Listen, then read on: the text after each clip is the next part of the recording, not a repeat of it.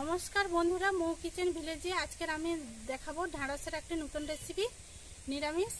তোমরা প্রথম থেকে দেখো। আমি বাগানে এসেছি ঢ্যাঁড়স তুলতে।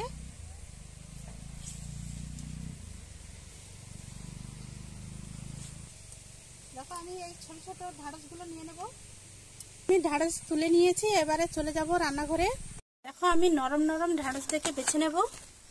বাগানে তুলে এনেছি, সব রকম ঢ্যাঁড়স ছিল, আমি এই নরমগুলো দেখে নিচ্ছি। ঢ্যাঁড়স কাটার আগে ধুয়ে নেব, ছোট ছোট করে কেটে নেব। আমি 2 পিস করে কেটে নিচ্ছি, দেখো এইভাবে। আর বড় হলে 3 পিস। আমি এই ঢ্যাঁড়সটাকে 3 পিস করে নেব। আমি ঢ্যাঁড়সটাকে আগে থেকে কেটে ধুয়ে নিয়েছি, কারণ এগুলো ধোয়া কাটার পরে ধুলে হড়হড়ে ভাব থাকবে, তাই আমি আগে থেকে ধুয়ে নিয়েছি। আমি এর সঙ্গে আলু দেব, আলুগুলো কেটে নিচ্ছি। তোমরা চাইলে আলুও দিতে পারো, নাও দিতে পারো। আমি কেটে নিয়েছি। আমি ঢ্যাঁড়স আগে থেকে ধুয়ে নিয়েছি আর আলুও ধুয়ে নিচ্ছি, একসঙ্গে মিশিয়ে দেব। আমি উপর থেকে দিয়ে দিচ্ছি লঙ্কার গুঁড়ো। আমি এখানে দিয়ে দেবো বেসন। আমি এগুলোকে একসঙ্গে মিশিয়ে নেব, বেসন, আলু আর ওই লঙ্কা গুঁড়ো দিয়ে। সঙ্গে বেসন মাখিয়ে নিয়েছি। এরপরে কড়াইতে তেল দিয়ে এরপরে এগুলোকে আমি ভেজে নেব।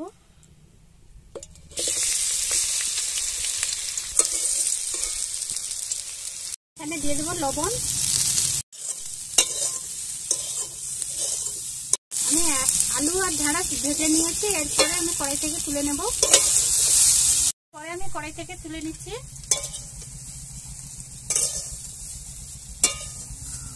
তেল গরম হয়ে গেছে, দিয়ে দেব কালো জিরে বাটা, গুঁড়ো, হলুদ গুঁড়ো দিয়ে দিলে আদাটা ছেড়ে যাবে না। তারপরে আমি দিয়ে দেবো লঙ্কার গুঁড়ো। এখানে দিয়ে দিচ্ছি একটু ধনে গুঁড়ো। আমি মশলাটা কষানোর জন্য একটু দিয়ে দিচ্ছি জল। আমি মশলা কষিয়ে নিয়েছি ভালো করে, মশলা থেকে তেল ছেড়ে গেছে।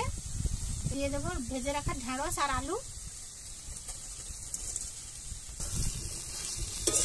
দিয়ে আমি সব একসঙ্গে একটু ভালো করে মিশিয়ে নেব। এখানে দিয়ে দেবো একটু লবণ। আগে থেকে ভেজে রাখার সময় লবণ দিয়েছিল, তাই এখানে দিয়েছি।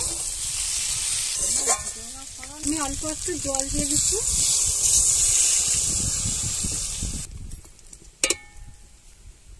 পরে একটু ঢাকনা দিয়ে দেব।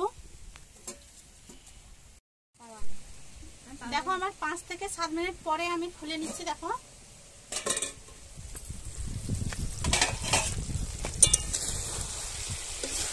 ঢ্যাঁড়স আলু সব রকম সেদ্ধ হয়ে গেছে। একটু দিয়ে দিচ্ছি গরম মশলার গুঁড়ো।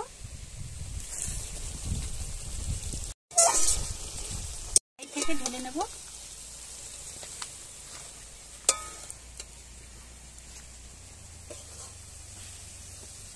দেখো, আমার ঢ্যাঁড়স আলু বেসন দিয়ে রেসিপি আমার হয়ে গেছে, নিরামিষ রেসিপি। দেখো, আমি খেয়ে দেখবো কেমন হয়েছে রেসিপিটি। ভালো হয়েছে রেসিপিটি। তোমরাও বাড়িতে কমেন্টে জানাও কেমন হয়েছে।